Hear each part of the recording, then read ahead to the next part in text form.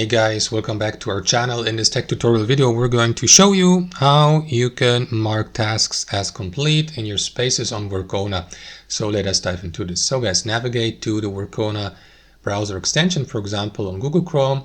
And there are two ways how you can access your tasks and mark them as complete. Option number one, you navigate to your space, select it here on the left-hand side, navigate to tasks here at the top, and click into the given task, or to be more precise here, into that circle next to the given task, to mark it as complete. There you go. You may undo that.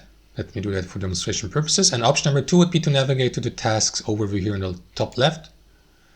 And let me just click into this button here. And then guys, you will see a list of all of your tasks in that list here, sorry, and you can create a new task. Give it a name here and simply click into one of these circles to the left to mark it as complete. You will see also these two tabs, incomplete and complete. And that's how it works, guys. Thanks for watching. Hope you enjoyed it, got some value from it, and we'll catch you later.